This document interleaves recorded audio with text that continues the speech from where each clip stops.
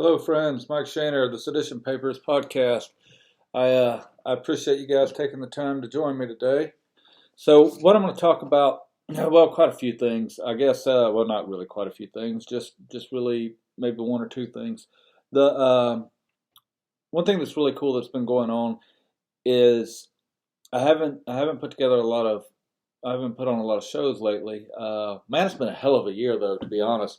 So I got Lyme disease a while back, and so that took about a month of my life out, so I couldn't concentrate on anything. I was doing some reels and some social media stuff, but I wasn't really able to write or put anything out. My mind would just be it'd be bouncing all over the place. It was rough, but cool thing is I got through that, and so moving on from that, right after that, I had ACL and a meniscus tear, so I had to get those.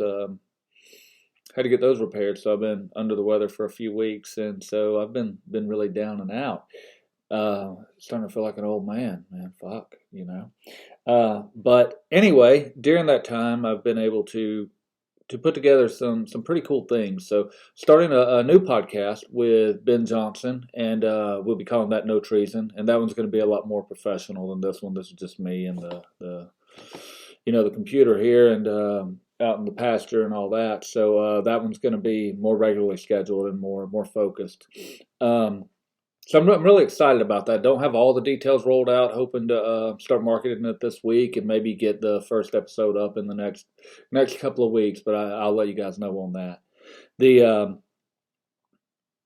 today, I guess what I want to talk about is I just wrote an article on Substack and about the Defund the Police movement. I don't know why I'm wearing my hat inside. Papa'd kill me. About the Defund the Police movement, and it's been on my mind a lot lately. Like with the elections going on, the news, on one side, they try to paint this image of defunding the police. They want to defund the police. And on the other side, they paint this image of they have defunded the police and look at all the violence that's erupting, all the crime that's outbreaking. And then they present it to you like you have this option of either you can vote for limited government with big police, or you can vote for big government with no police. And they sorted it into those two categories. So either way you get it, you're getting a lot of government and a lot of cops. And it's really funny how they're pushing it at people, and they're trying to make it like crime is the overwhelming issue of this election, when it's not. The Republicans are going to win. Most likely the Republicans are going to take back the House and the Congress, and they're going to paint that as a referendum that that you want more police in your life. But the Republicans were always going to win after the lockdowns and all that, and the way they've painted. We know the truth that the Republicans had as much to do with it as anybody else, but what's been sold for the past 2 years is the Democrats locked everybody down. The Democrats printed all this money, raised inflation. All that's true, but it started with the Republicans. But anyway, that's what this election's really about. I mean, the school boards, all that shit. That's what this election's really about. But the Republicans wouldn't just take that win because they're in it together. Make no mistake, it's professional wrestling, man. They work for the same employer. They both are out there to build government up. So what they've done is they've made it like no matter what you're voting for government. Either you're voting for more local police or more federal police. One way or another, you're voting for more police. They've rigged it that way. The Defund the Police movement was either organized or occupied to silence debate about police reform. The premise is insane from the start. The main enforcement and revenue generating agency of the state is its police force. To suggest the authoritarian left really wants to dismantle the very thing that funds and protects its existence it's laughable, To take it a step further, we're also supposed to believe that the opposition to such measures, that the main defenders of the police industrial complex are also advocates of limited government and civil liberties.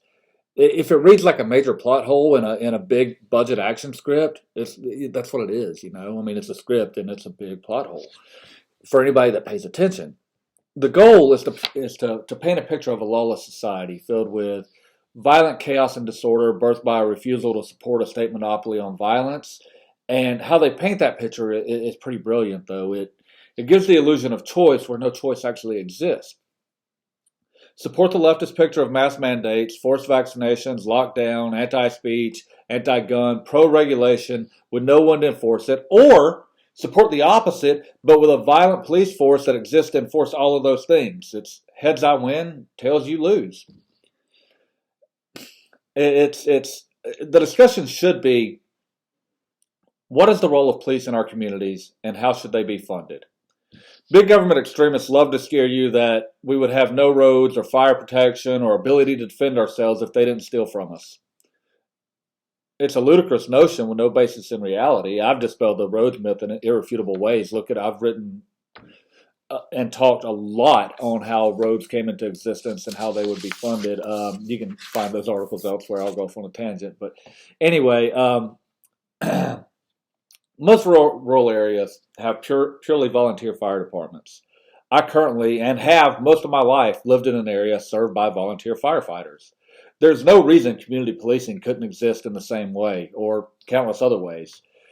They don't want you asking that question, though. They don't want you asking, what role should cops play if they're to exist? Should they be agents of the government designed to solely raise revenue? Yeah, that's what they are now. Police rarely solve crimes. They never solve crimes against the person, property, or liberty of another individual. It's so rare. They solve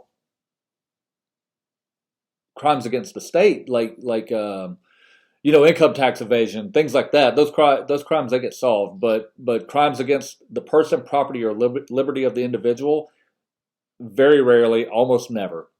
And even more rare is that they prevent such crimes. They don't prevent violence. They're not mad. They don't just appear.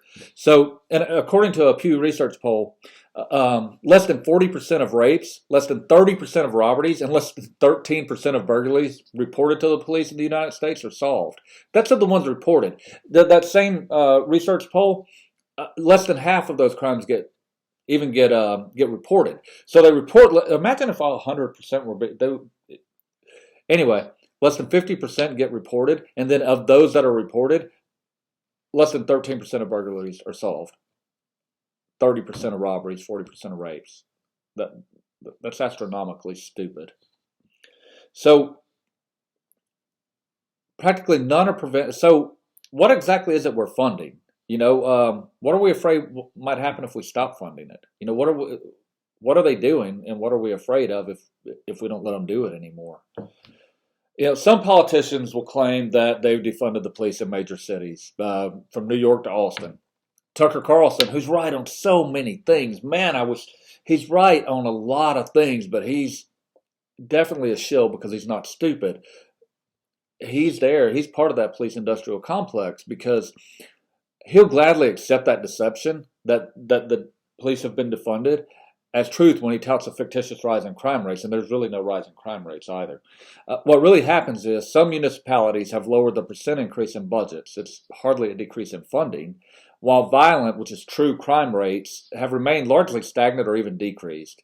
For instance, according to City and State New York City allocated $5.53 billion for its police department budget in 2023. That's increased from $5.44 in 2022. But the reduction of increase is lower than it was before, so they tout that as a budget decrease. They are now touting not even as a decrease, but as defunding the police. They present it as, hey, we've taken all the money, the police have no more. They have $5.44 billion. They have more than they had last year.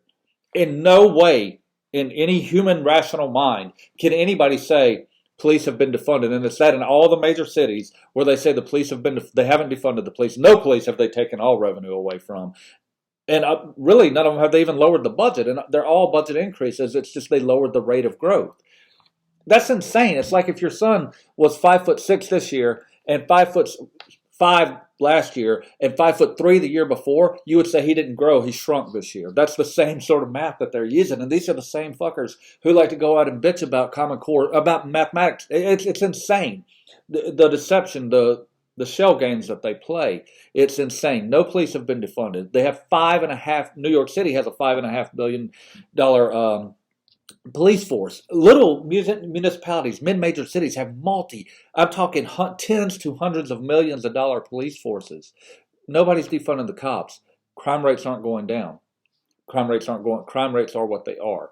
It's what are we funding? What are we afraid is going to happen if we don't have $1 billion police force?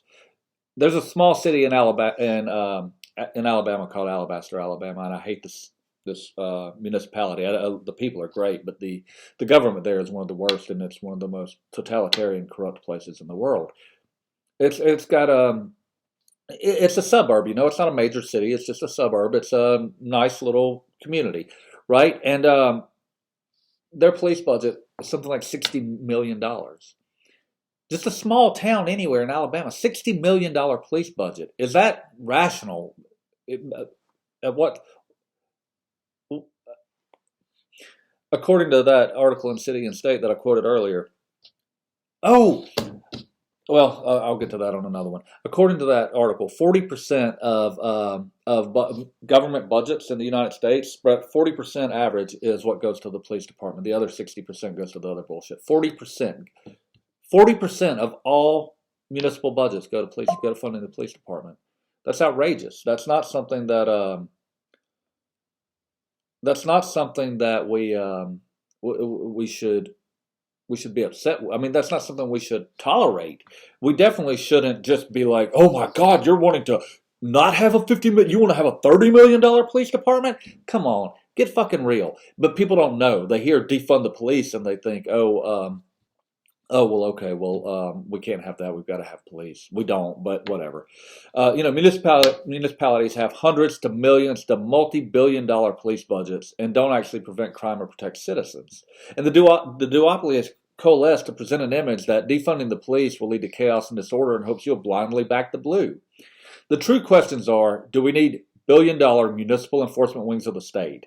Who should police your community, and how should those services be funded? Let's talk more about it. Follow me on Facebook. It's Mike Shaner. Subscribe to me on YouTube at the Voluntarist Party of Mike Shaner. CSA Wordsmith on Twitter and the seditionpapers.substack.com. Please subscribe and follow on all those. And hey, let's make a difference. Let's change the course of history. There's a lot of cool stuff going on in society, and now's a good time to be a voluntarist. Now's a good time to change the world to live in a free society. Thanks so much.